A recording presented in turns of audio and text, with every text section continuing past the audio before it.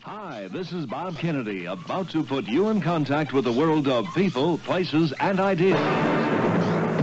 Through WBZ's unique electronic systems, you are in contact with the world of excitement on Bob Kennedy Contact.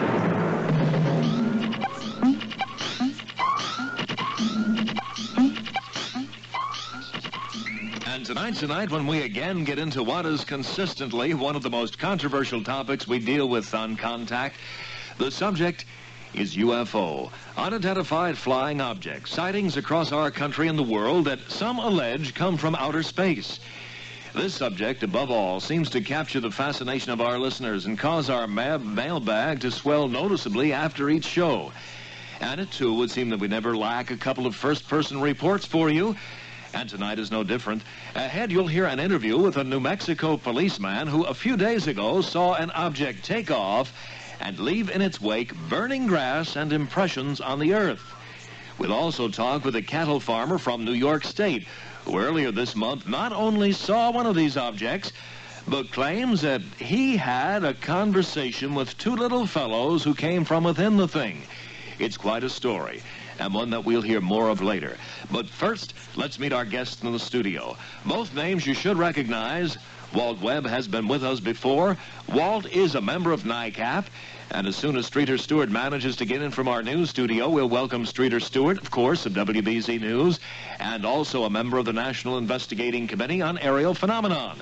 And later, on our long-distance line from his home in Virginia, we'll have Major Donald Keyhoe, who's the head of NICAP, as our special guest.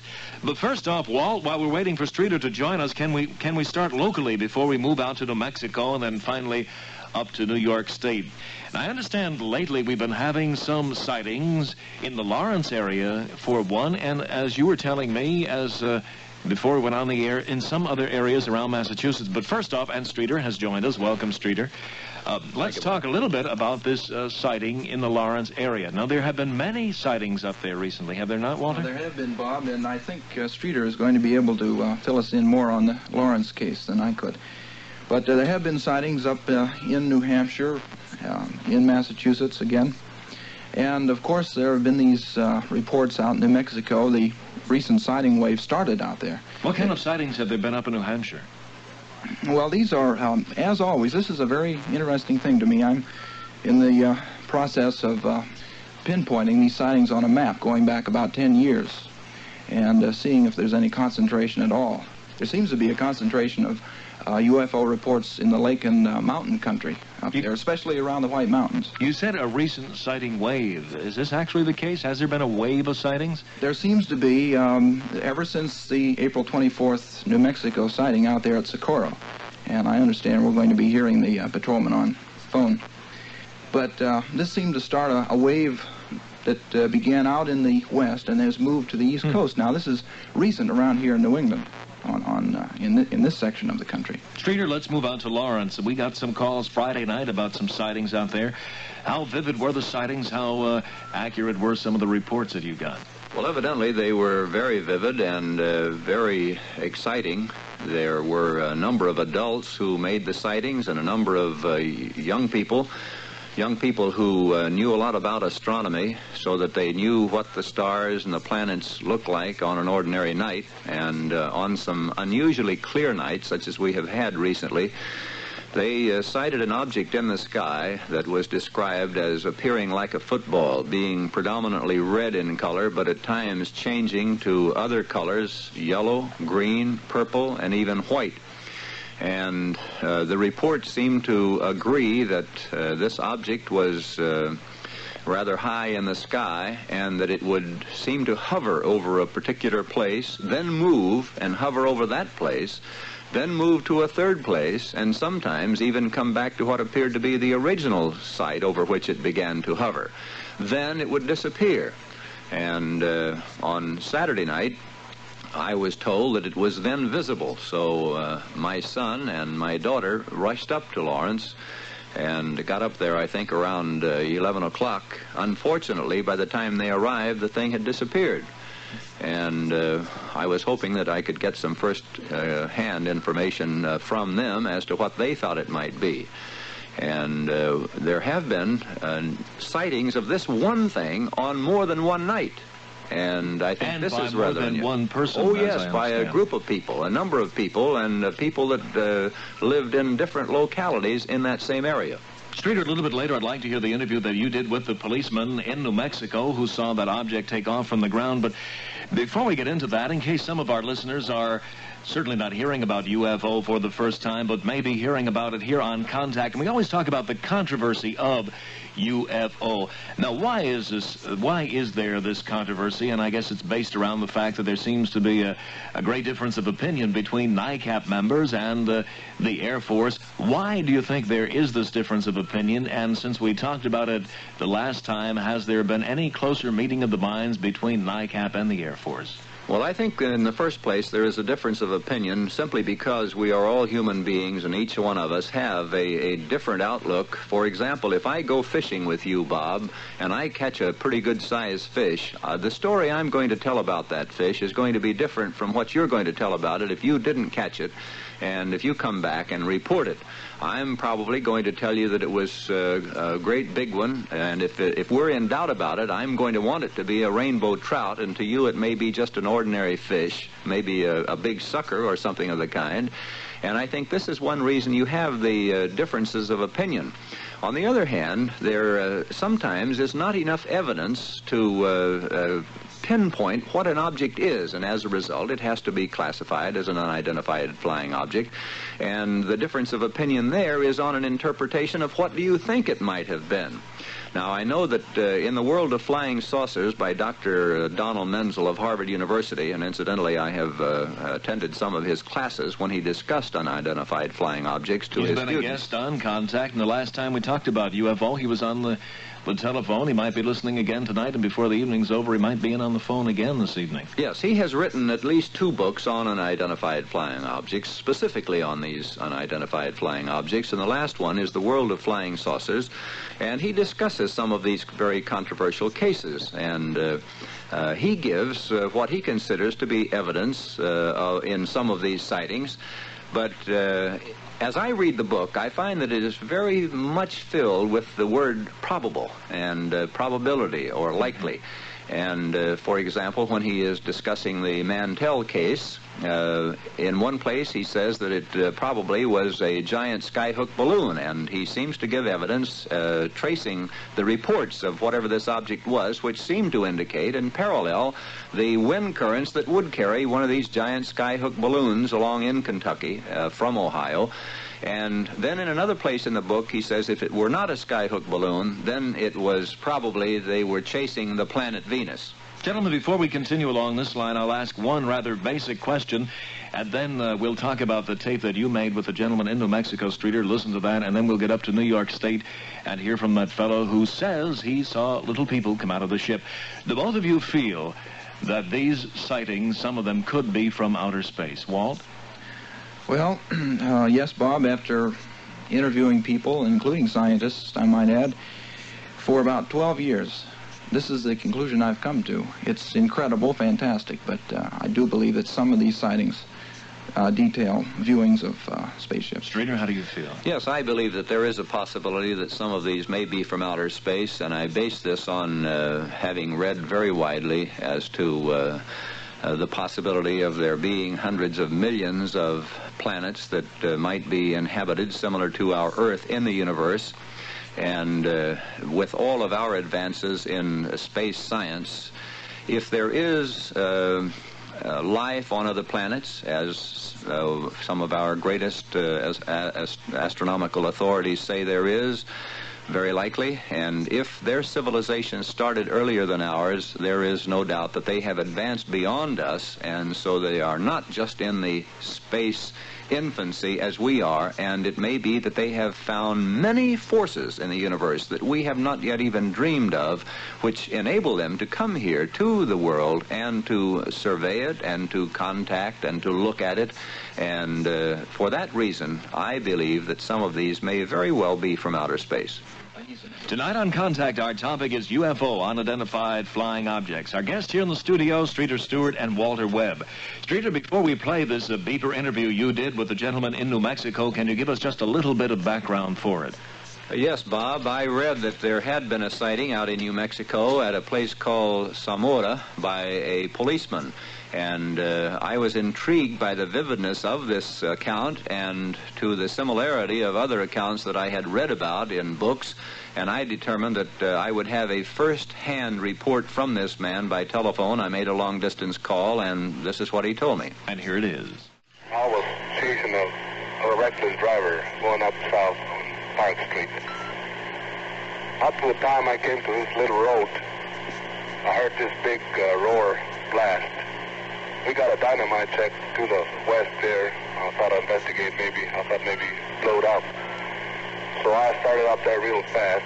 Halfway to it, I stuck my head out the window, out of the car, and I seen this white-egg object. I didn't know what it was at that time. I thought it was a vehicle that turned over. I started out real fast so I could maybe help the people in the car. I went up to it close, about 200 feet. I was 200 feet from it. I got off the car and started toward it when I heard this big noise again, same noise, and the flame coming from under it. I got scared and started running back. I ran about 50 feet from it. I pulled myself to the ground to hide. Afterwards, I didn't hear the noise no more. I just lifted up my head to see what was happening. It was real quiet then, and I saw this white object just take off toward the west there, smooth out. Did it leave any kind of a vapor trail when it took off? No, sir, it didn't. Just quiet, no trail, no nothing. But it did make a roar at the time you approached it. A big roar, yes, sir, it did. And you could actually see the flame in under it? Yes, sir, I did. Was it standing on legs? Yes, sir, it legs. I call it legs, yes. And you thought there were 4 of these? Apparently there was on the markings on the ground. It was 4 legs, yes. In other words, you examined it later on? Yes, we did. Me and state police, New Mexico State Police. After it took off, did you go back to get help? No, I radioed help from the car, and he came on out, yes. I see. And when you went back to examine it, what did you find near where it had been parked? Well, a bush was there around there. Greasewood and grass was still burning. So, and I saw his markings on the ground, prints and everything else. There were prints as if it had been standing on these legs. Right. Did the legs go up into the object when it took off? Did you notice that? No, sir, I didn't notice it was fast. And after it got into the air, did the roar stop? Yes, sir, when it came straight up. There you have an interview with policeman Lonnie Zamora in New Mexico, a gentleman who saw something. Some people call it a UFO. Well, I guess it'd be a UFO one way or the other, wouldn't it, Streeter? It's an unidentified flying object, that is for sure. You know, when I heard about this and read the report, it struck me that could it possibly be a prototype of some sort of a lunar vehicle, because over at the museum very often you'll see a show in which they have one of these things on stilts or on legs that would move around the moon. Any possibility it could have been that? Well, Bob, the description of this would be somewhat similar to the lunar module.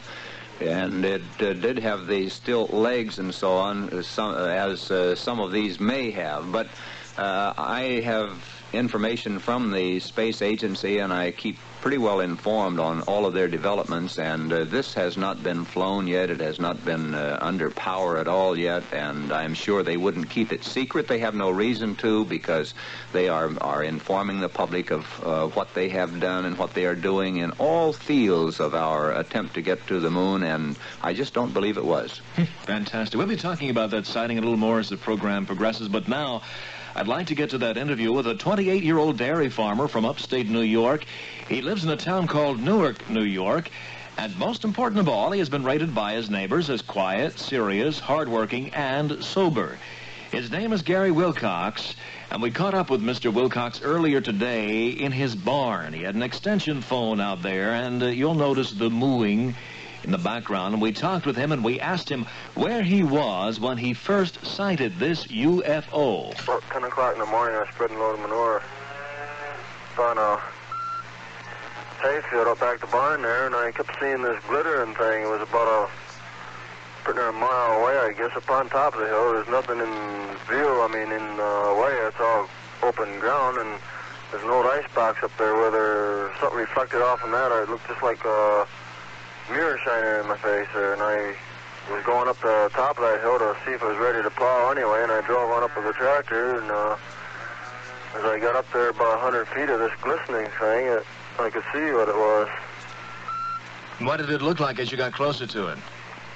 Oh, it was, well, I got 100, 200 yards from it there, and I couldn't see nothing. There wasn't no shining or nothing, but as I went closer, I got, well, it's within 100 feet before I saw anything. Mm-hmm.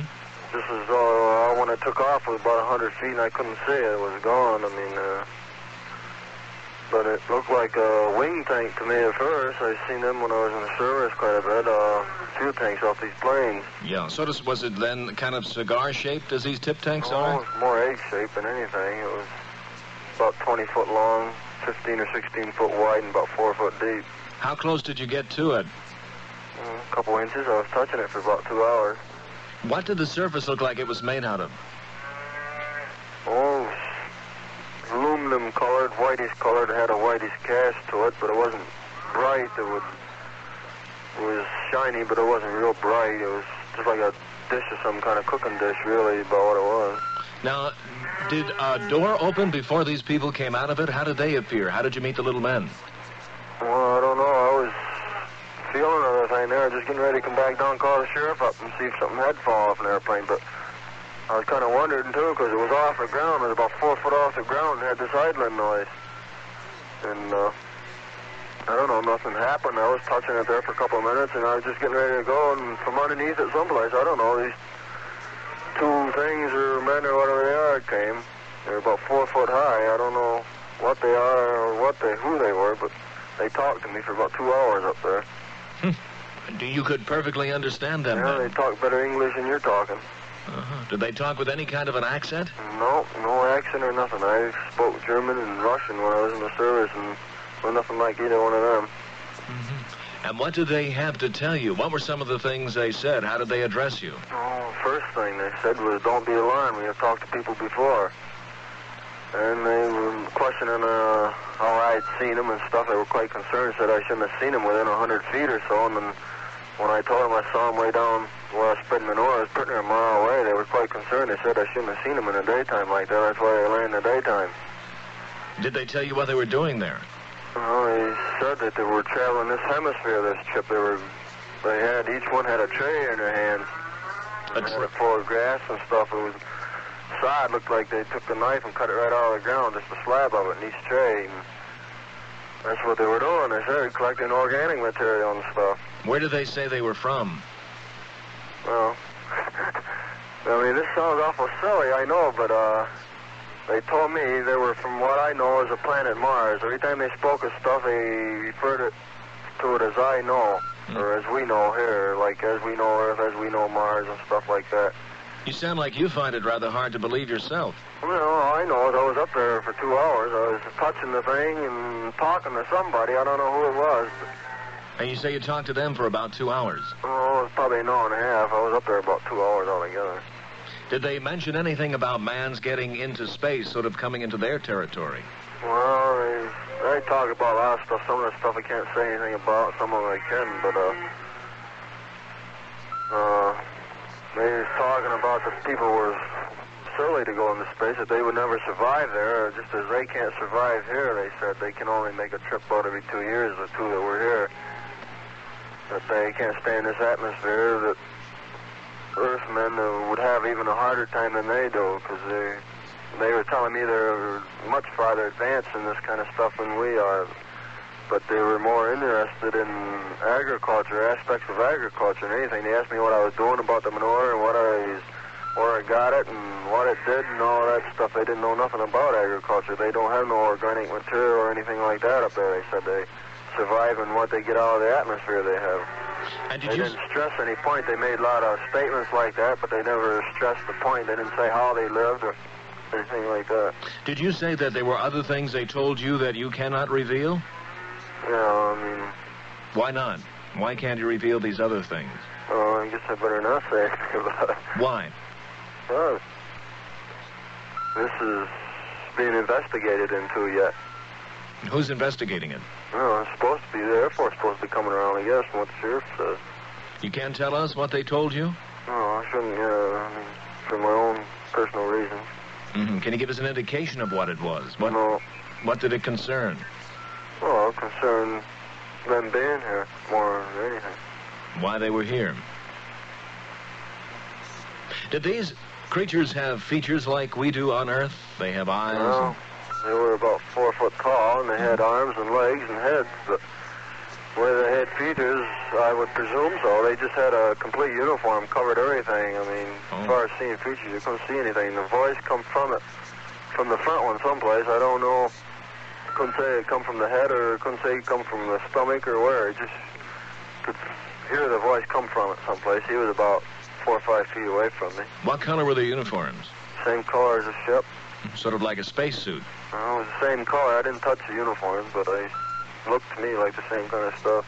They seemed to go back underneath the ship. The back one went first, and this front one turned around. They both went back underneath the ship, and where they went to, I don't know. It was only about 60 seconds, and the thing took off. I was standing about 6 inches from it when it took off. And there you have, reporting from his barn in Newark, New York, Gary Wilcox, a 28-year-old dairy farmer who says he saw... Well, you heard Mr. Wilcox. And we'll continue our conversation. Our guests here in the studio, Stuart and Walter Webb, both members of NICAP. We'll begin taking phone calls in just a moment. As always, our WBZ contact number is Algonquin 45678. And a quick reminder, tomorrow night on Contact, our topic is going to be the John Birch Society. That first phone call in just a moment. Gentlemen, let's take that first phone call. Our topic tonight, UFO, unidentified flying objects. My guests, Stuart and Walter Webb. This is Bob Kennedy. You're on Contact. You're on the air. Yes, Mr. Kennedy. Yes. This is Robert Forrest, and I will have 3 brief points. Okay, make them kind of brief. We're pushing for time here, Robert. All right. I was wondering if your guests, either of them, were familiar with the 2 strange objects which have been seen in the western skies for the past week, or 2 weeks, rather. Mm-hmm. The brief description of their nature would be they were basically pure lights with green towards the end, as if possibly they're at an angle, and a red flash at intervals going over their surface. They appeared to be stars at first glance, but they're constantly in the sky. Would this be the ones that, similar to the ones over Lawrence, Streeter, we were talking about earlier? No, I think not. The ones over Lawrence appeared to be a red ball. Mm-hmm. Well, these were... excuse me, in what direction were those objects seen? Just a few degrees to the left of Venus the first time, and the other times... No, basically they were constantly to the left of Venus, and then the last time I saw them, which was a few nights back, they had changed their position entirely and were about 50 degrees to the right of Venus. Mm-hmm. Were they star-like pinpoint lights? They seemed to be, but I checked and there was no temperature inversion which could have caused it. There was a brief temperature inversion on a few nights, but it was nothing recognizable. Well, the planet Venus would be the only planet, bright object in that part of the sky. Jupiter has long since disappeared. For a while, Jupiter and Venus were close together. Could be, though, that I believe there are some other stars over in that area. Now, when they're low to the horizon, they scintillate or refract. Yes. Well, the only thing that would have killed that theory is the fact that these moved in a contrary direction to the stars. Well, moving. I'm baffled then. Why don't you give them a call after the program, let them know more detail, and I'm sure they'd both be very interested. All right, and my other 2 points, which are, once again, very brief.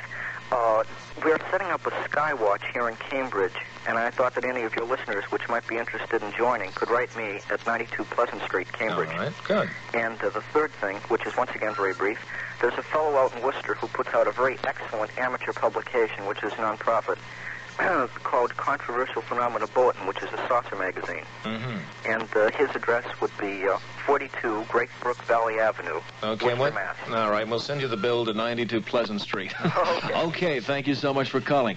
This is Bob Kennedy. You're in Contact. You're on the air now. Hello? Yes, hello. Yes, sir. Yes, to any one of your guests, I'd like to have this question answered. All right. I was wondering, it mentioned that some scientists believe that there is life on other planets beyond ours or other bodies or what have you. So I was wondering what recent evidences do they have, if any, to base this upon, and then again, why is it that some scientists would tend to be skeptical about it, and even some tend to disagree? All right, sir, fine. Thank you. Well, I'll try to answer that briefly. In the first place, they have discovered some tektites, which are kind of a meteorite material that appear to have some fossils of elementary life in them. This would indicate that there is some kind of life in outer space because these are coming from someplace other than the Earth. The second reason is that in biology and the other sciences, science has pretty well concluded now that wherever there is an atmosphere, an environment propitious to life, life will develop. And there are undoubtedly many, many planets near a heat and energy source such as our sun that would be propitious for such life. Therefore, these scientists conclude that life must have developed in that area. This is Bob Kennedy. You're in contact. You're on the air now. Hello? Yes. Yes, according to the black Muslims, they claim that there is a ship up in the sky, and it's for the purpose of destroying this country. And they claim that there are 1,500 bombing planes on that ship for the purpose of destroying the metropolitan areas of this country. Yes. And I did hear a fellow that claimed that he saw some of these ships in Texas in 1958. I heard it over the radio when it was announced, and he said that he talked with 3 of the individuals on this particular ship, and he said they were black men. He said they were the blackest things he'd ever seen in his life. And he claimed that he talked to them, and they spoke English to him, and they talk another language to themselves. But he said primarily the same thing that this man just said from New Mexico, that they got back in the ship. He said where the door was closed, it was so smooth as if it was no hinges to prove the mathematical ability of these people. Now, when you say they were black men, do you mean this literally, or do you mean that they were Negro gentlemen up there? Well, he said black. I think Major Keyhoe also said that when he was flying a plane, or if it wasn't him, it was another pilot coming from South America, he claimed that it flew alongside of his plane, and they said that they were black people. And when I say black, I mean B-L-A-C-K. Yeah. And that's what they came. This particular gentleman in Texas that I heard over the radio in 58, he said that where they got back in the ship, he said the mathematical mind of these people must have been so high because where the door closed, you couldn't even see a normal hinge like we see on our door. And he said it took off faster than anything else that he'd ever seen in his life. It went straight up, made a 90-degree turn without stopping. Well, the late Douglas MacArthur, the general of the armies, is quoted as saying, and I have a tape in which he is quoted as saying that he believed that the next major war would be an interplanetary war. Amazing. With people from other planets, or did he mean that we would, Earth people would manage to get on the planets and then begin fighting that way? No, that this would be a war similar to the War of Worlds, in which the people of this Earth would war against people from other planets. Well, we'll be able to put that question directly to Major Keyhoe shortly after news. We'll ask him about those black men on the flying saucers, and one evening during a discussion with Malcolm X, when he was a member of the black Muslims, we were talking about this, and the telephone call came in, and someone asked specifically about it, and I was amazed when Malcolm X agreed, yes, that there was, they felt, a saucer up there with black men on it, waiting possibly to attack the Earth. So it is part of the black Muslim tradition. And it's something that we'll be talking about right after news as we continue our discussion tonight on UFO, unidentified flying objects. Our WBC number, as always, is Algonquin 45678. Again, this is Bob Kennedy standing by to put you in contact with the exciting world of people, places, and ideas on Bob Kennedy Contact. We'll continue our conversation and take another phone call in just a moment. Tonight on Contact, our topic is UFO, unidentified flying objects. When I began the program, as Streeter was coming over from the news studio, you probably didn't hear this, but I was saying, Streeter, that this is probably, I would imagine, our most controversial topic that we deal with on Contact by virtue of the reaction that we get to the programs afterwards. The mail is always very, very heavy, and the phones are about ready to burn to the ground every time we do it, as it has been tonight with the lights lighting up. Our guest here in the studio, of course, Stuart. Stuart from WBZ News, also a member of NICAP, and Walter Webb with us. Walter's been with us before. Walt, too, a member of NICAP. And now on our long-distance contact line from his home, we have Major Donald Keyhoe, who is the director of NICAP. Major Keyhoe, welcome to Contact. Thank you. It's a pleasure to be with you. Now, Major, I know that both Streeter and Walt have a question for you, and then we'll let our listeners join us in. As I said just a second ago, our lines have been quite busy tonight. But Walt mentioned something in the beginning of the program that I think I'd ask your reaction to. He said that we're in the midst of sort of a rash of UFO sightings across the country that began in April, sort of in the Midwest, and is moving now seemingly along the lines towards New England here. Do you think that we are in the middle of a particularly active UFO sighting period? Yes, actually, there's been a very noticeable increase. Not only that, there are many people who ordinarily keep silent who are encouraged now to speak up because of all these press reports. What kind of people would these be, Major? Well, they're respectable businessmen and men in the military services, congressmen, so on. We've had a number of reports from people who said, ordinarily I would keep this confidential, but it seems to be breaking out now. Any particular congressmen you'd like to name who have become... No, that's one thing. They have given us those reports. I tell you, I think some of them will, when our report on our 7-year investigation reaches Congress and then is released to the press, I think you'll be surprised at a number on the Hill who will come out and say, we believe that these things are real and we have known it for quite some time. When are you going to get this report to Congress? It's in the last stages of printing, and we're trying to rush it through so that it should be to Congress in the first part of June. And what do you hope the result of this will be, aside from some statements from people on the Hill, the result of this report? Well, first of all, we think there will be a congressional investigation because there are a number of senators and congressmen who've already said that they will back such a move. Second, when the press and all the broadcast newsmen around the country realize that this massive evidence is on record and realize they've been misled, perhaps not deliberately, but they have been led to believe there was nothing to it. And here are all these hundreds of reports from veteran observers, pilots and missile trackers and astronomers and so forth. It's going to be revolutionary, and I think this is the year for the UFO problem. It's going to break out. Streeter, do you have a question? Walter wanted to ask some more, I think, about this congressional... Yes, Major, I'd like to cut in here a moment. To tell me, has the Air Force explained the Socorro, New Mexico case at all? I have not seen anything on this in the papers. Not to date, as far as I know. They admitted to their chief investigator, Dr. Heinig, admitted they were puzzled, and apparently he stands up in the community as a very reputable person. They also did find marks on the ground.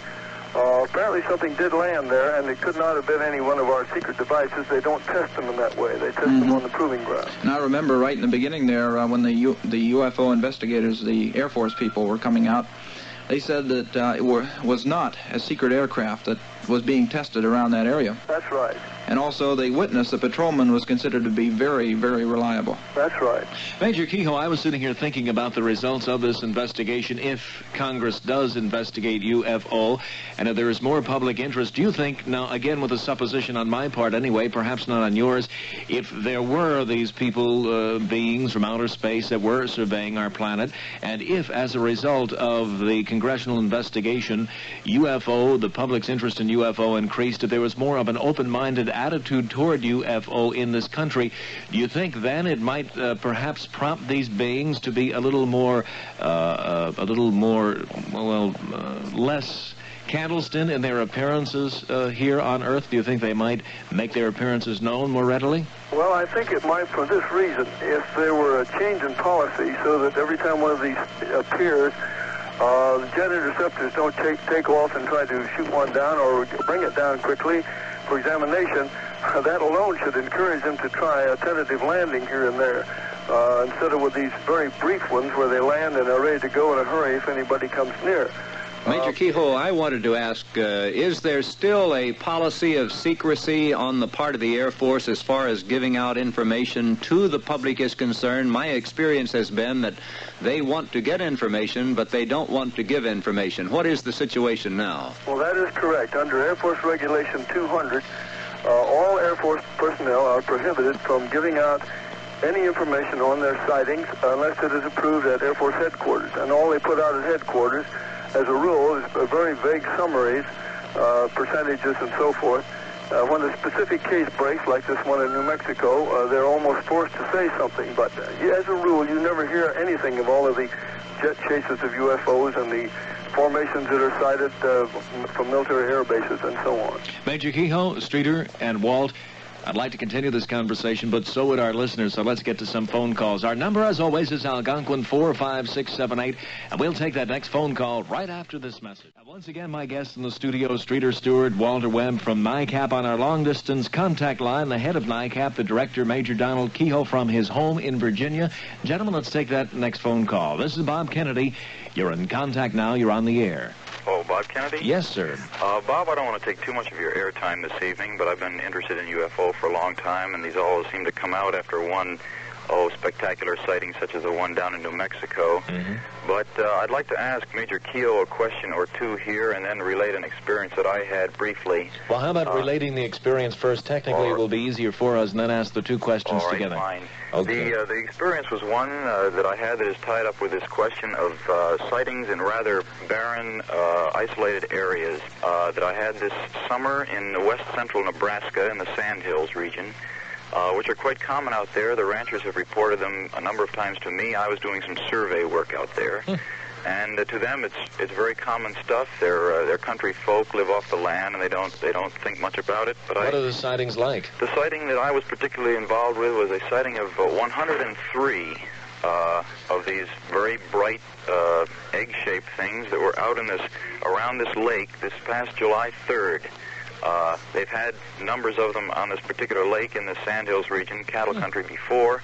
But I happened to stop by this ranch on my survey and had this man report to me that both he and his mother, an elderly lady, this past July 3rd had an encounter with 103 of these things that they counted around their lake in front of their ranch. They fired guns at them. They got about 200 yards away, and these things took off. He's had experiences with 2 or 3 of them before, never with any people. They've landed. They seem to be in congregations out there, 40 miles from the nearest town. And you saw them, you say? I did not see them, no. This was given to me by these people in the course of the survey, but there was continual backing up of many different reports of people who said this was just common stuff in this region where there are no concentrations of people. Well, let's see if our guests are familiar with that. What are the two questions you have? Well, the two questions was one about this, is there a correlation in the survey reports with sightings in rather desolate areas? And the second one is the fact, has anyone overheard any conversations among people who seem to be agents in this flying saucer program, such as one that another friend of mine had in Chicago 2 summers ago, working in an office building, overhearing in the next office what, to all intents and purposes, was a report from a man here on Earth, dressed like an Earth person, looking like a human being, to another man in this office. They did not know he was in the next office cleaning. You mean these supposedly are like agents from outer space that are working at this office? I don't like to say this because it sounds so funny. And sounds we've had one fellow on the program that swears there's one in the Pentagon, George King. So. I'm not familiar with that, and I am still somewhat skeptical, but I'm very interested in this. He said that he, being a skeptic like myself, said it was the most fantastic thing he'd ever heard. A report from a man saying to this other higher up, be it, I'm reporting back from the Middle Western area here that he was assigned a particular geographical area to more or less live and move in and report on the activities of Earth. Okay, now your first question was a correlation with sightings in desolate areas. In other words, are there... desolate, remote areas, New Mexico, Middle West Plains, etc. Is there a correlation? The second one, have there been similar occasions of people meeting or overhearing? Okay, fine. Thank you so much. Major Keyhoe, did you hear those? The last question, last part of that, I didn't hear clearly. Yeah. Well, the last question was, he overheard 2 gentlemen talking, and they seemed to be agents from space, and he wondered if you had heard anything about this. Oh, yeah. Well, there's the last sentence there that I wasn't sure about. Well, the first question, the correlation about landings and operations in desolate areas, there have been, I think, more reports of touch landings, and actually out in the more barren areas than they would be close to a city. And that reason is rather obvious, since, as I say, they get chased quite frequently. Incidentally, this gentleman reported people firing at the UFOs, and I would suggest that anyone who sees one of these don't not fire at all, but wait and see what happens. That's one reason why they don't apparently want to land and stay on the ground. The second one, I think there's no proof of that at all. We've heard that story many, many times, and it may be true, but at the same time, I would have to have a lot more evidence before I would accept it that we have such agents moving around on Earth. Good. All right, gentlemen, let's take another call. Bob Kennedy, you're in contact. You're on the air. Hello, Bob. Yes. This is Mrs. Herman of West Roxbury calling. Yes. I was looking at Venus about a couple of nights ago, and I saw three little green dots moving very fast. And I called the authorities to find out if they had seen them, and I was wondering what they were. They said there was nothing. It was probably just my eyesight. Green dots on... Did you check you wear glasses? Yes. You weren't doing some painting, any green painting that day, were you? You were painting the screens. Okay, we'll see. Walt Webb might have something on that. Thank you for calling. Okay, I guess I missed her. I was hoping to get her on the line. But she said 3 little green dots. Right. Again, I would have asked her what direction in the sky. I guess she said near Venus, didn't she? And also, how long did she see them, for example? Now, they could have been plane lights, green. Has there been any reports of anything like Probably not satellites. No, not lately. All right. Fine, we'll take another phone call in just a moment, but first we'll check the baseball scoreboard. Hello, Bob. This is Bruce Hemian of Yes. Framingham. Okay, Bruce, how are you? Good. Fine. And I have something I think your guest should know. That a little sighting that I saw around a year or two ago. That it was around where I live, and my father and I were driving in the car, and we happened to look out, and we saw this big, large ball, and it was completely white, and it kept blinking on and off, and the intervals between were 4 seconds.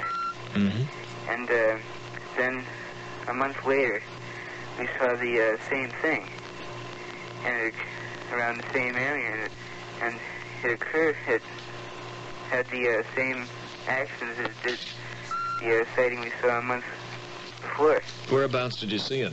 Well, around the Pleasant Street and down near First Baptist Church. This out in Framingham? Yes. And I think the size of it was about the size of a car, I think it would be. But it didn't look like a plane or anything, but just thinking that your guest should know about it. All right, fine. And I have a little question, too. All right. And for your guest.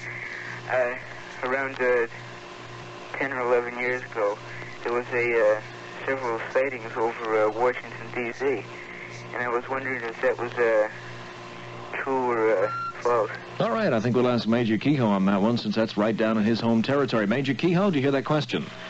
That wasn't coming through very clearly, Bob. I'm sorry. Well, that's okay. The question was, the general was concerned about some sightings over Washington a couple of years ago, and he wonders if there is any truth to that. Were there some sightings? Major, these are the ones in 1952. Washington radar. Well, the 52 sightings, of course, are well documented. There were formations of UFOs, groups operating over Washington. They were tracked for radar and seen visually from the towers, tower operators, plane pilots, and so on. Recently, there have been a few sightings over Washington, some of which have been revealed, and most of them are kept under wraps. Nice. Let's take another phone call, then. This is Bob Kennedy. You're in contact. You're on the air now. Hello? Hello? Yes, ma'am. This is Lyle Boyd. I'm a co-author with Dr. Menzel of The World of Flying Saucers. Glad to have you join us. Dr. Menzel, unfortunately, is in South America, so he can't call up to comment, so I thought I would like to. Please? In the first place, Mr. Webb and Mr. Stuart made some criticism of our book, saying that we continually use the word probably in giving our solutions. And I would like to comment that this is the only thing a scientist can say when an event happened many years before and he doesn't have access to all the material. He can have an excellent theory, but he can't prove it, and he'd be very foolish to say certainly. And the whole thing, it seems to me, about the UFO belief is that they also are depending on probability, but they have no evidence at all, and they treat probability as though it were fact. The fact is we have no evidence at all that we've had visitors from outer space.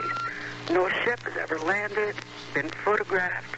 We've never found any wreckage. We've never found any bones of these little men. We have no evidence. And it seems to me so foolish for a person to believe these things until he can have some proof. And Dr. Menzel and I, in our book, we're trying to treat the thing reasonably and to say that these things happen. You do have these peculiar circumstances, but they're a question of interpretation. But you can't find a positive verdict either way until you have all the facts. The students in Dr. Menzel's class, on the times that I attended his class when he was speaking on unidentified flying objects, criticized Dr. Menzel for not having a scientific attitude. Now, I know that he is one of the world's great scientists, but when it comes to the unidentified flying objects, he does say that he believes that he can explain all of these on a basis of natural phenomena. And the students who had sightings of their own, to have these dismissed by Dr. Menzel as saying, well, it was probably a workman's lunch bag that was flying through the air, or it was probably a spider web, when they knew they had not seen a workman's lunch bag or a spider web, it made them make these statements that his approach was not a scientific one. Well, I'm afraid he may have been being facetious. If you had caught him in a serious mood, he would have considered the facts very seriously and tried to find a reasonable explanation. But even then, he would have said, probably. Yes, well, I did. I recorded Dr. Menzel on both of these. I have 2 hours of recording, and I even gave him a duplicate copy of the recordings that I made. Now, I know that he is very sincere, and he believes that all of these can be explained on a basis of natural phenomena, and he gives some very, it seems to me, some very plausible explanations. But I do feel that there is enough evidence, thousands of these sightings that have been made by people who I think some are just as capable of making observations as Dr. Menzel, and also of drawing conclusions. And therefore, I would have to conclude that there is a probability that some of these cannot be explained on a basis of natural phenomena. I think we simply don't know all the answers. But you say, the point that strikes me is that you say there is no evidence at all. And my guests this evening say that there is some evidence, in fact, a good deal of evidence. So here are two very, very separate opinions. There's no shading on either side, it seems to me. And one does wonder, well, here we go. One side says no evidence, the other side says lot. It's a question of what you define as evidence. That's basic. Well, thanks very much. Well, what is your definition of evidence? I think that would be most important, so... Well, primarily something you can weigh, measure, or photograph. Well, there have been people who have submitted photographs which were, some people consider to be authentic. I know that others say that they have been falsified and they have ridiculed them. There have also been some metals that have been tested and assayed, and this I consider to be evidence, and I believe that if you will consider this to be evidence, that there is some evidence. Now, to be able to prove that this was from a spaceship that was from outer space, that would take some doing. I will admit that. Mrs. Boyd, this is Walter Webb here. Yes. I wanted to just make a comment on the book. I think you and Dr. Menzel have done a good job in explaining away the lights. I think many of those do turn out to be stars and planets.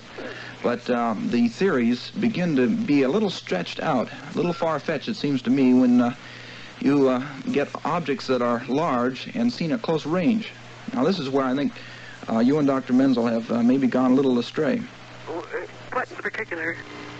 Well, I can't think of any offhand, but there were some, well, let's see, there was the French angel hair cases. Remember that? Yes. And I think I commented on this in a letter to Dr. Menzel. But he left out, left out a complete description of the objects that were seen. Now, I don't know why he did this, unless it was to sort of make it a little easier to fit his theory. Oh, no. It must have been some kind of oversight. Maybe we didn't have the evidence. I don't know. I don't recall the details. Come around to the observatory sometime. Let's talk it over. Okay. Good. I'm glad to see we at least our guests are talking it over. Thank you so much for calling us tonight, Mrs. Boyd. Nice having you on our program. Our number is Algonquin 45678, and the controversy wages on. Gentlemen, let's take another phone call.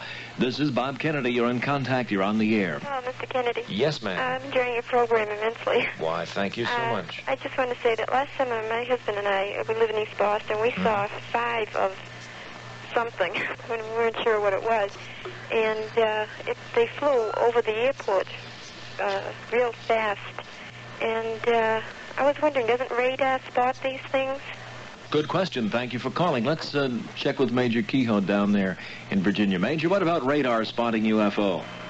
There have been hundreds of cases, Bob, where radar has not only tracked UFOs singly and in formation, but has shown them maneuvering, and these UFOs have been simultaneously confirmed visually by observers on the ground, at airports, in towers, and in airplanes in the area.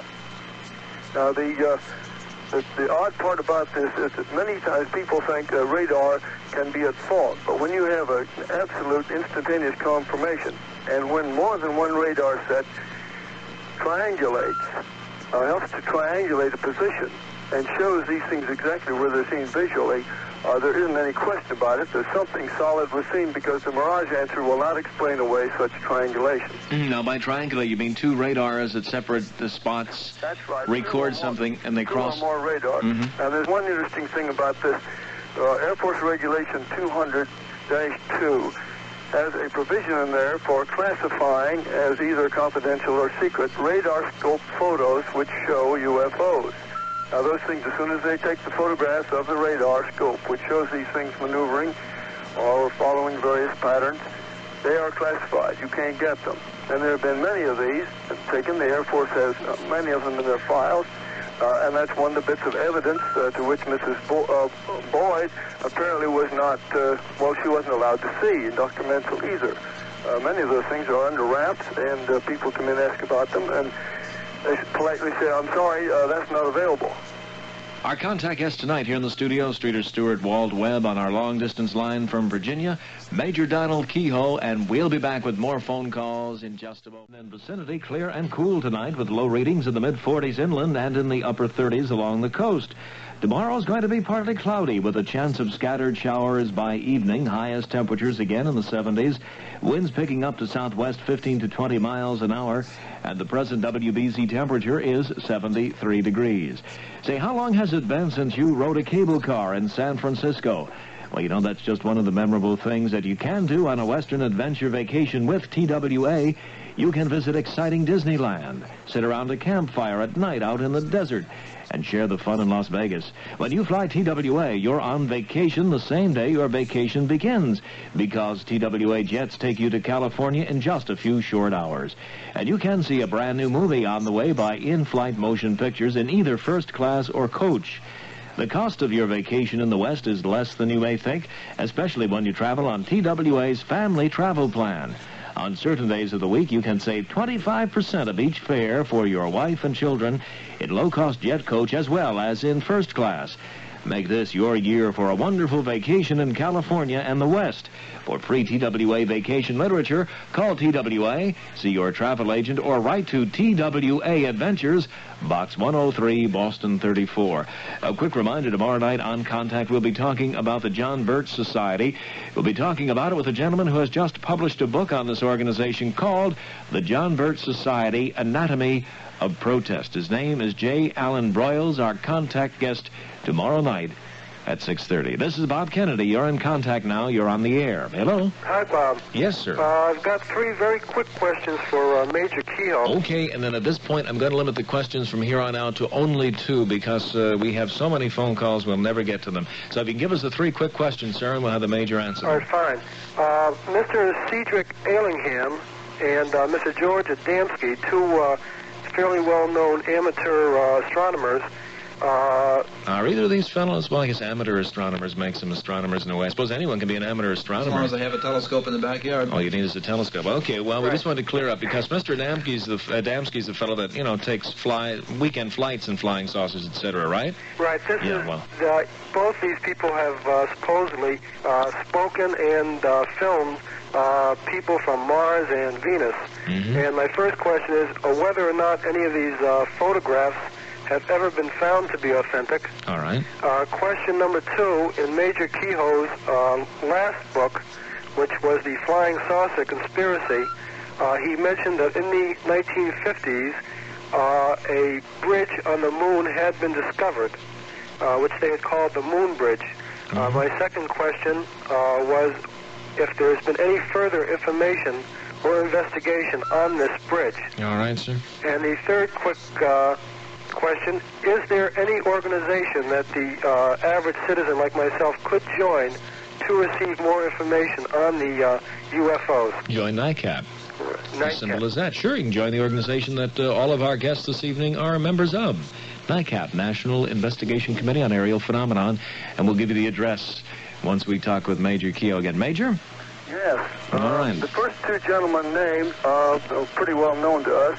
I'm sorry, but we simply cannot accept their reports. Mr. Ellingham's report has never been documented. Mr. Adamski, in a number of cases, has made reports which we have found to be contrary to fact. As far as the photographs are concerned, the Ellingham photo is so dim, and it merely shows supposedly the back of a man from some other world walking away from the camera. Well, it could be the back of anyone, as far as that's concerned. Now, the Adamski photos, which are supposed to be of various types of spaceships, have been examined by very careful photographers and experts in this field, and none of them have accepted them. Now, one of these is Mr. Frank Edwards, the noted TV commentator, and he, on the air, told Mr. Adamski that the pictures were fakes and that he would be glad to have him sue him at any time for saying so, and nobody has come forth with any suits.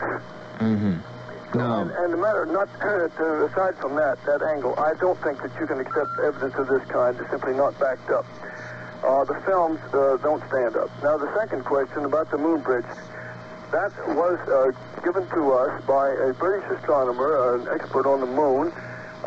The sighting of a strange structure or something up there which appeared like a bridge crossing this area was confirmed in this country by a number of astronomers. Most of them are known as amateurs, which means they may have been astronomers for 30 years, but they don't get paid for it. Most of the government agencies have denied that there is a such structure there, but something or other had appeared in that area. The third question, anyone who is interested in obtaining information, particularly in regard to this 7-year report which we are about to put out, can get this by writing to NICAP, N-I-C-A-P, that's the National Investigations Committee on Aerial Phenomena, short, N-I-C-A-P, 1536 Connecticut Avenue, Washington, D.C. This is an organization of citizens all over the country and in about 25 foreign countries. Scientists, military men, pilots, astronomers, observers, people in all types of professions and trades and so on. And it's headed by a board of governors, some rear admirals, colonels, and so forth on down, scientists, technicians. When I said on down, I wasn't downgrading people who aren't up to the rank of rear admiral. And they examine these cases, and these things are analyzed, cases and reports from veteran observers, and you finally reach a conclusion. The conclusion by the majority of the board has been so far, these objects are real and under intelligent control. And some very amazing information will come out in this report within the next few weeks. Because again, anyone who's interested, or anyone who has a sighting report that he has been keeping under wraps, we would like very much to have at this same address. All right. Our WBZ contact number is Algonquin 45678. And just a quick reminder that this portion of Contact is being brought to you in cooperation with Boston University. Let's take another phone call. Bob Kennedy, you're in Contact. You're on the air. This is Nelson Hayes. Unlike Mrs. Boyd, I am somewhat less charitable in my view of the possibility that all of these sightings can be explained as natural phenomena. Specifically, I'm concerned about, and this is what I'd like your guest to comment on, the number of people, and I wouldn't attempt to name them, who have, in one way or another, profited through publicity or through money by publicizing the existence of flying saucers. There is, for example, one man who publishes a magazine exclusively devoted to this, and he makes a living from it. And I'm reminded of other frauds and fallacies such as the Cardiff Giant or Ron Hubbard's Dianetics, various misbeliefs, misconceptions that have been foisted on the public for, as I say, publicity and profit. The fact that a man publishes a magazine for profit concerning a certain field certainly should not condemn him for doing that. We have hundreds of scientific publications that are published for profit, and they do deal with scientific subjects. Can you condemn those people because they are making money from it, simply because they are dealing with a scientific subject? Do you condemn this one man for the same reason, that he's publishing it for profit? Should he do it for non-profit? No, of course not. If I'm being allowed now to answer this question. In this case, however, the individual involved had been a publisher of a science fiction magazine. He rode to death a story based on material supposedly supplied to him by someone concerning the existence of a lost civilization. Mrs. Lyle Boyd herself is a science fiction writer, and she has published this book. No doubt it was published for profit, not just to make a declaration of what they believe, and I'm sure, I at least hope that they are making a profit. It's an interesting book, and I think it should be read. Are you going to condemn her because she wants to make a profit from her activity? No, let's get this clear. I am talking about people who essentially either make a living from this. Right. I'm sure that Mrs. Boyd has made a living from her science fiction writing. Well, I'm sure, as a matter of fact, she hasn't. But that is neither here nor there. Well, I think she's living, and I have met her, and she seemed to be living fairly well from all I could see. And science fiction writing for Mrs. Boyd is an avocation. It certainly is not her vocation. But this is not the point I'm trying to make. The point I'm trying to make is the desire, obviously, of many people to publicize supposed sightings for the purpose of getting their names in the paper or for getting on the radio or on television.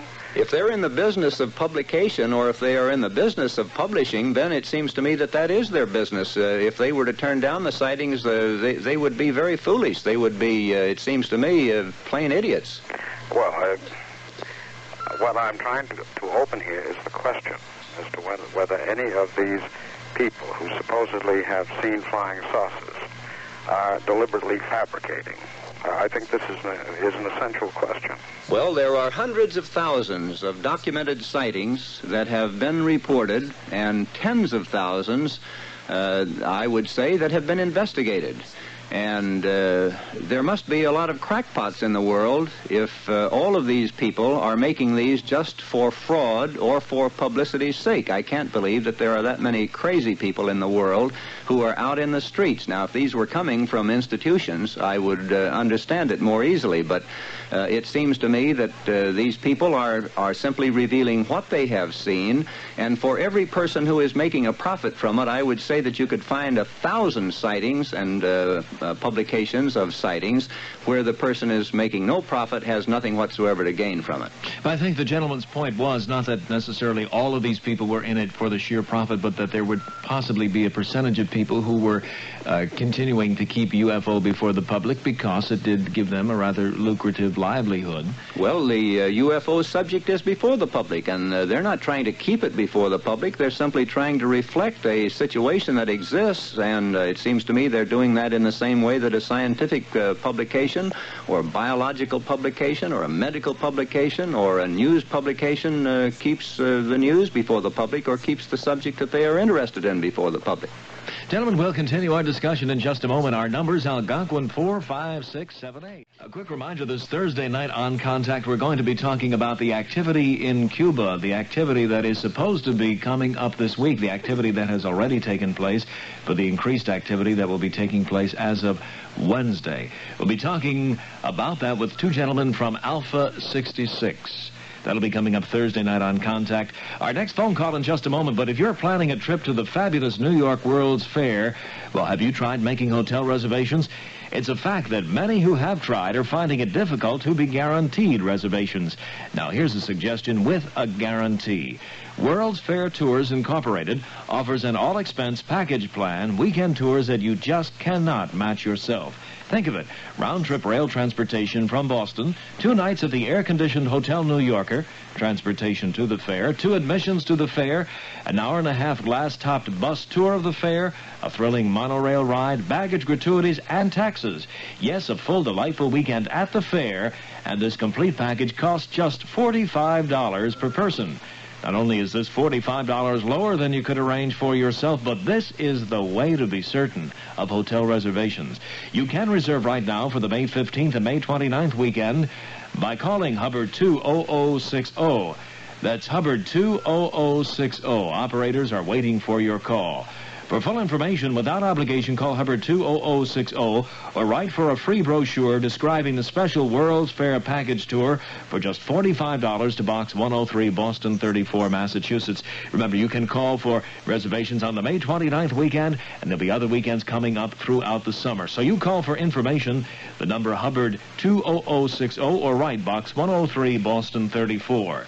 This is Bob Kennedy. You're on contact now. You're on the air. Hello, Bob. I'd like to ask 2 questions. Yes, sir? The first one is, do the jets that try to intercept these unidentified flying objects, are they specially equipped with cameras or anything like that? All right, sir. What's your other question? And second of all, does the government itself, not the Air Force, employ people to cover the world and find out information about any sightings or anything? All right, fine. Thank you so much for calling. Major Keyhoe. Well, the first question about jets. Some of them have gun cameras. Not all jet interceptors have that equipment, but many of them do, and a number of them have been able to take pictures of objects they were pursuing. Those with any detail have not been released. We have seen several that show a round object at some distance ahead of the jets. The second question, the Air Force is assigned the responsibility of investigating UFOs. However, according to Major C.R. Hart, who was the spokesman on UFOs some time ago, about a year ago, the Air Force employs the services of scientists in many government agencies. It has access to all laboratories, for example, for evaluating material and analyzing it. It uses the FBI to check up on people, find out whether they're reputable witnesses and so on. So you could say that there are thousands of people in the United States government who do take a part in this UFO investigation. All right, this is Bob Kennedy. You're on contact. You're on the air. Thank you. I'd like to ask Mr. Webb this question, if I may. Sure. Could you tell me if during our lifetime that we will ever witness a large-scale meeting of our own human beings with these outer space creatures? All right, Walter. Well, I suppose it's possible if you go along with the theory that they're interplanetary or interstellar spacecraft. Perhaps from the looks of it now, they seem to be landing when they land, sort of in out-of-the-way places with the purpose of not having open contact with us. Perhaps they're waiting until we can meet them on their own level. We certainly have a long way to go. We haven't even achieved a trip to the moon. Now, perhaps they might extend the hand of greeting out to us after we have proven that we can land on another object in space. It might not even be the moon. It might have to be the planet Mars, let's say. And then we can perhaps show that we can do this in peace. Perhaps then they might want to contact us. Do you feel this will happen in your lifetime? Well, that's a good question. I really don't know. I think a lot of it has to do with how our government and the governments of the world treat them. As we've all pointed out here tonight, we seem to give every intention of hostile activity ourselves. If these creatures do exist, and if they do come from outer space, now this man from New York State said that they were taking samplings of the Earth. M.A. Michel, in his book called Flying Saucers and the Straight Line Mystery, made a study of the sightings that had been made in Europe, particularly in France. And he discovered that when there was a sighting at one place in France, usually the same day or very shortly thereafter, oftentimes the same day, there would be a sighting in various parts of France. And if you drew a line from the place where the sighting was reported in one area to the sighting in another, you would find that it made a straight line right across France and part of Europe. And then a very interesting part of his theory is that when there would be a group of sightings again, that the group of sightings, when they were lined up, the second group of sightings would intercept the first group of sightings, so that there was an actual intersection of those two, which would seem to indicate that they were making a survey of the Earth. And it could be that they are trying to find out things about the Earth and observing, and do not want to make too much of a contact with us until they know whether or not we are going to be hostile to them, because I believe that they have been fired on at times, and they have been chased, and if they exist and if they are intelligent, certainly they want to know more about us before they contact us in such a way that would be a danger for them. This is Bob Kennedy. You're in contact. You're on the air. Hello? Hello? Yes. I have a bulletin in front of me from NICAP. I'm a NICAP member. All right. And it says that ABC TV is planning a national series of feature programs on UFOs and has requested NICAP's help. Now, I was wondering, it just tells vaguely here what the date of this program will be. I was wondering if Major Keyhoe could kind of fill me in on who's sponsoring this and what the more definite date will be. All right, sir. Fine. Major Keyhoe?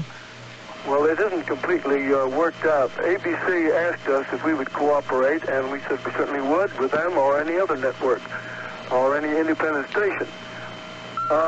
They said they would start the series as quickly as possible. They're working on it. They're getting a lot of information. And as soon as possible, I will have them make an announcement of the date ahead of time. But I don't think it'll be within the next 2 weeks. It'll probably be sometime after that. Gentlemen, we'll continue our discussion in just a moment. And a reminder that the past portion of Contact has been brought to you in cooperation with Boston University. My guests in the studio, Streeter Stuart, Walter Webb from NICAP. On our long-distance line, Major Donald Keyhoe, the director of NICAP, and we'll take that next phone call in just a second. This is Bob Kennedy. You're in Contact now. You're on the air. Hello, Bob. Yes, sir. This is Chris Paywood out in Needham. Yes. And I'd like to ask a question about my science teacher, Mr. Flynn. He claims that within 20 years, approximately, that we will be destroyed by other intelligent beings, either by contamination or else by antimatter. And he definitely claims that we will not see the turn of the century. I wonder if one of your guests could comment on this. Okay, I'm sure your science teacher, Mr. Flynn, would like very much to comment on that. Whether or not he said this in the classroom, I hope you're not kidding us here, fella. Because it could be kind of embarrassing for Mr. Flynn if not. Well, we'll offer Mr. Flynn equal time some night if it's not true. But, gentlemen, do you have any feelings on this particular one? Well, as far as I have been able to determine from my reading of the structure of the atom, I don't think that we're in any danger from the destruction from antimatter as such. And not in our lifetime nor at any foreseeable time in the future. This is Bob Kennedy. You're in Contact. You're on the air. Good evening. Could one of your guests tell me if any of the people who have sighted these objects have been found to have ESP or any other extraordinary sensory powers which would make them, or which would make these things more visible to them than to people without these powers? All right, ma'am. Fine. Maybe we'll ask Major Keyhoe that one. How about that, Major? Well, we've had a few reports from people who seem to be solid citizens who have apparently ESP to a certain extent, and they've reported being aware of UFO approaches before they actually landed and were sighted. Now, we have never been able to prove any of these cases. However, I would say that 95% or even 99% of the verified factual evidence we have comes from trained aerial observers like the pilots and missile trackers and others that I mentioned a while ago. Now, this isn't discrediting people with ESP, but because it is such a controversial subject, we have not used any of those reports in our forthcoming 7-year analysis. Okay, sir. Bob Kennedy, you're in Contact. You're on the air. Yes, my name is Joe Budina, and I'm heading East Coast Advertising, Boston, Massachusetts. Yes, that's everyone's night for free commercial messages. Now, yes. What's yours? And, one of our trademark under which we are operating is Skylight. Uh-huh. And to reply to Mr. Hayes and Major Keyhoe and a few other interested members of this, who are operating with the UFO and unidentified flying objects. Actually, to bring the technical subject up to date, before we fly, in other words, we are flying an aircraft around which has a special sign. Underneath the aircraft, we're going to be spelling a commercial message in nighttime. Uh-huh.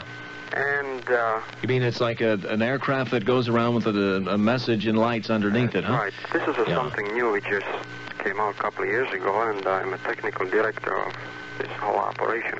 Yeah, and you think that some people might be seeing this and assuming it's a UFO? Possibly, yes. Well, good. Where does this thing fly around now? What area? Well, not right now, but we are operating from the Manchester and Massachusetts areas, Logan Airport.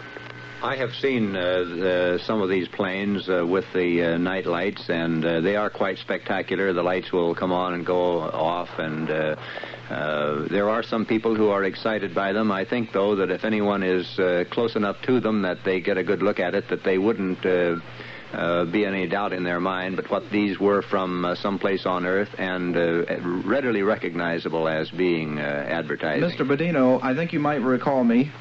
Last summer, I made a study of these reports, and I called your firm up, and you were very helpful in this. And some of the reports did turn out to be these skylight advertising planes. In fact, I saw a number of them myself. Gentlemen, we have just about run out of time. I'd like to say to Major Keyhoe, thank you so much for joining us tonight down there in Virginia, Major. It's been a great pleasure. And I hope after this report comes out that you're able to make a trip up to Boston. We'd like to have you across the table from us some evening in person, and we'll discuss this report and talk about this fascinating subject once again of UFO. I'd like to very much. Okay, well, that's a date then. Maybe in a month or so we'll have you up here. Get that report out. We'll be very interested in seeing. Send us a copy, please. We'll do that. Okay, thank you so much. Walt Webb, thank you again for